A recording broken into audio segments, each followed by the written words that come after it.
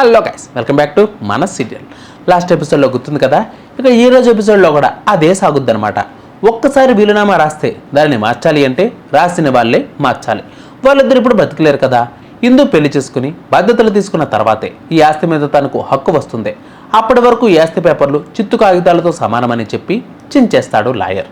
నాకు పెళ్ళయ్యే వరకు ఈ ఆస్తి మీద ఎటువంటి అధికారం లేదు, నేను వేసిన వేలిముద్రలు దేనికి పనికిరావని అపర్ణ సుభాష్లకు చెప్పేస్తుంది ఇందు. వాళ్ళు మిమ్మల్ని ఏం చేస్తారోనని భయపడిపోయాను. నాకు ఆస్తి కన్నా మీరే ముఖ్యమని అనుకున్నాను. మా అమ్మ పుస్తకం చదివిన తర్వాతే నాకు ధైర్యం వచ్చింది. నాకు మీరు ఆస్తి రెండూ ముఖ్యమని అనిపించింది. మా అమ్మా నాన్న ఈ లోకంలో లేకపోయినా ఇలాంటి పరిస్థితి వస్తే ఎదుర్కోవాలి అని వాళ్ళిద్దరూ ముందు చూపుతో ఆ వీలునామా రాశారని చెబుతుంది ఇందు. మా అమ్మా నాన్న కోరుకున్నట్లుగానే ఎలాంటి పరిస్థితి వచ్చినా ధైర్యంగా పోరాడతాను. ఆస్తిలో చిల్లి గవ్వ కూడా రేఖకి దక్కనివ్వరని తేల్చి చెప్పేస్తుంది ఇందు. నిన్ను చూస్తూ ఉంటే మీ అమ్మను చూస్తున్నట్లే ఉందని అంటాడు సుభాష్. మీ అమ్మా నాన్నలు బతుకున్నప్పుడు ఈ ఇల్లు కలకలలాడుతూ ఉండేది. దుగ్గిరాల వంశానికి చాలా పేరు ప్రతిష్టలు తెచ్చిపెట్టారు. పిల్లాపాపలతో అంతా బాగుండేది అనుకున్నప్పుడు వాళ్ళు యాక్సిడెంట్లో దూరమయ్యారు. మన జీవితంలో చీకట్లు కమ్ముకున్నాయి. మన ఇంట్లో మనమే ఒక మూలన పడి బతుకుతున్నామని బాధపడుతూ ఉంటుంది అపర్ణ. వీలునామా విషయం నీకెలా తెలుసని స్వాతి అడగ్గా, నిన్న రాత్రి సత్యదేవ్ గారు ఫోన్ చేశారని చెబుతుంది ఇందు. నా పేరు సత్యదేవ్, మీ కంపెనీకి లీగల్ అడ్వైజర్ని అని చెబుతాడు లాయర్. మీ ఆస్తి మొత్తం రేఖ గారి పేరు మీదకి మార్చాలని చూస్తున్నారని నాకు తెలిసిందే. మీ అమ్మా నాన్న నీ పేరు మీద వీలునామా రాశారని జరిగింది మొత్తం చెబుతాడు లాయర్. నీకు ఆస్తిని ఎలా కాపాడుకోవాలో తెలియడం లేదు, చాలా పెద్ద హెల్ప్ చేశారని చెబుతుంది. ఇప్పుడు నిజం తెలిసి వారు తలపట్టుకుని ఏడుస్తూ ఉంటారని సెటైర్లు వేస్తుంది స్వాతి. లాయర్ చెప్పిన మాటలు విన్న రేఖ, భూషణ్లు ఆలోచిస్తూ ఉంటారు. ఇంతలో శేషం వచ్చి వాళ్ళ నెత్తిన గుడ్డలు కప్పుతాడు. ఎప్పుడో చచ్చిపోయిన ఇందు అమ్మానాన్నలే తనకు శ్రీరామ రక్షగా నిలబడతారని ఎవ్వరూ ఊహించలేకపోయారు. రాజకావ్యాలు తెలివైన వాళ్ళు, వాళ్ళ ముందు చూపు ముందు జాగ్రత్త అన్నిటికీ సెల్యూట్ కొట్టాల్సిందే అంటాడు శేషం. అంతా సగం సగం తెలుసుకుని మమ్మల్ని ముంచేశావని రేఖాపై మండిపడుతుంది భ్రమరాంబ. నిజానిజాలు తెలియకుండా రంగంలోకి దిగడం మనదే తప్పు. అలాగని డ్రాప్ అవుతామా?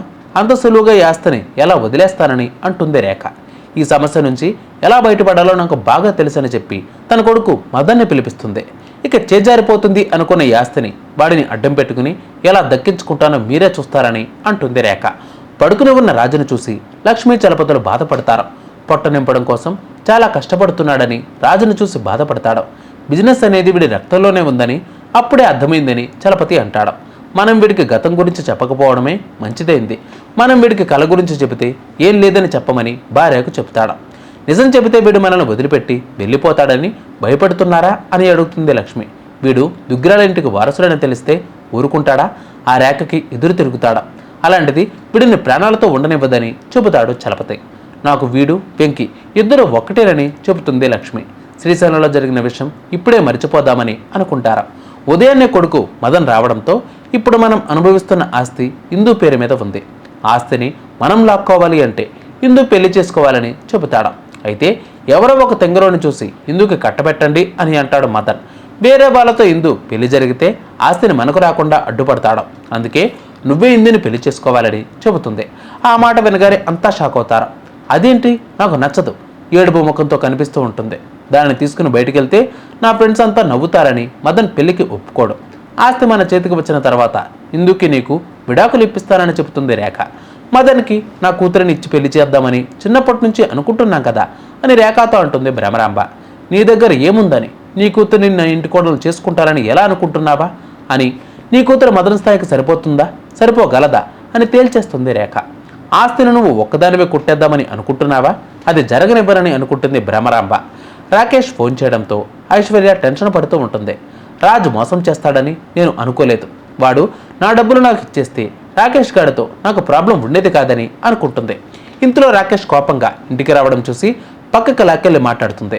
నన్ను ఒక్కడు మోసం చేయడంతో నీకు డబ్బులు ఇవ్వలేకపోతున్నానని అంటుంది. మా ఆంటీ నీకు సంబంధం లేదని చెబితే దానికి మాత్రం నీకు ₹1 కూడా ఇవ్వనని చెప్పేస్తుంది ఐశ్వర్య. ఇంతటితో ఎపిసోడ్ క్లోజ్. సో నెక్స్ట్ ఎపిసోడ్లో వెయిట్ చేయాల్సిందే. నాకు తెలిసి లక్ష్మీ చలపతి మాట్లాడుకుంటున్నప్పుడు ఖచ్చితంగా రాజు వినే ఉంటాడు. నా అనుమానం అది. మీకు అది అనిపిస్తే కామెంట్ చేయండి.